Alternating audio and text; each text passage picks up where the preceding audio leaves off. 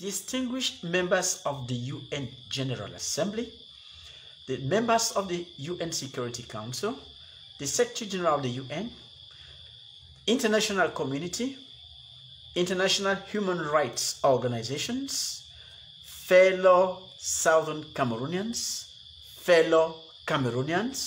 ladies and gentlemen.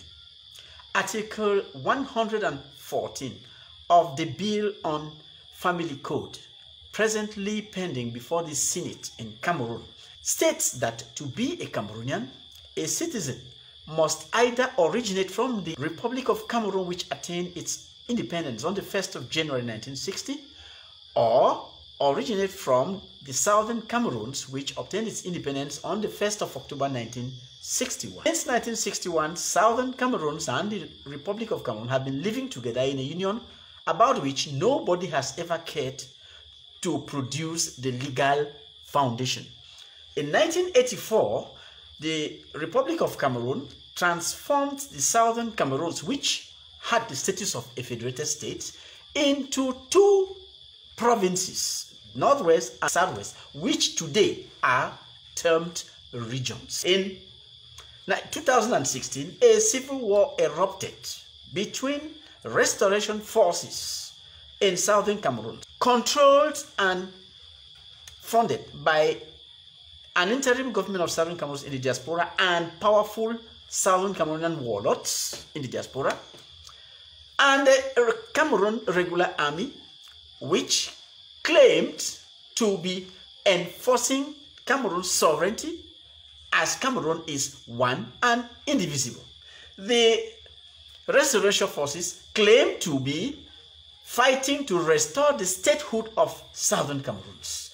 In the face of this civil war, a huge humanitarian calamity has ensured, with well over 500 villages burnt down, about 50,000 citizens either dead or missing, and well about 1 million Southern Cameroonians displaced as refugees scattered over Nigeria, in Southern Cameroonian bushes, in all countries in Africa, even in Europe, South America, and the United States, which just repatriated 81 of them. United Nations, the US, the European Union have time without number called on the government of Cameroon to address the root causes of this problem.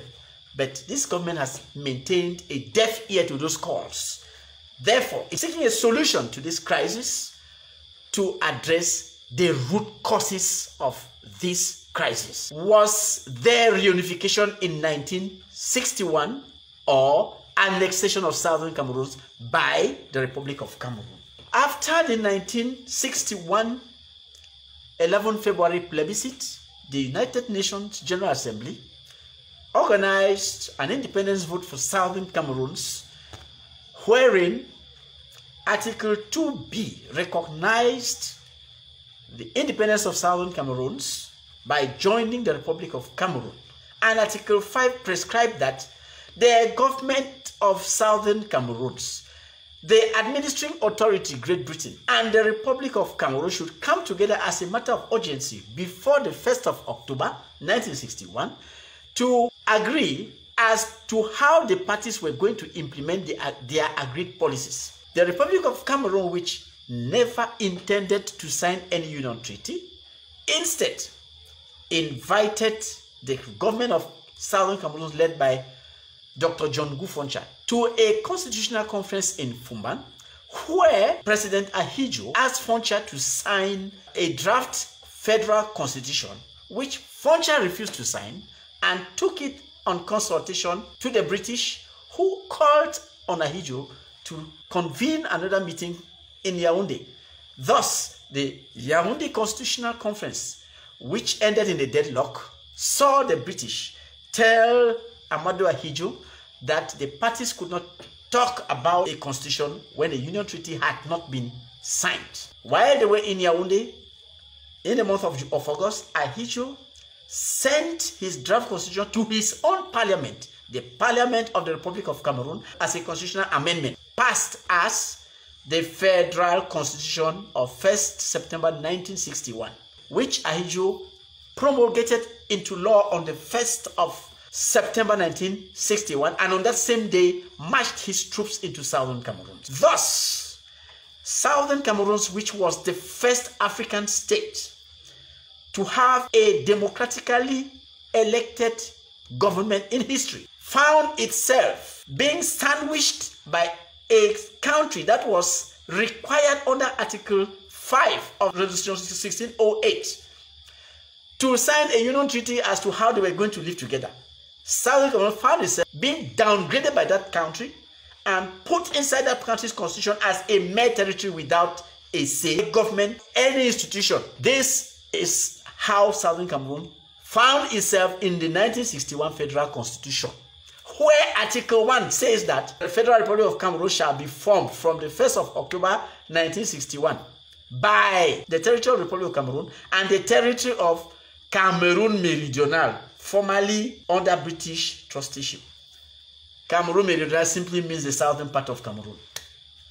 You can see that this is a situation where one country, which was supposed to have an equal status with the other, decides to swallow up the other. The problem, therefore, is whether in 1961 there was reunification or annexation. At international law, this is a clear case of annexation.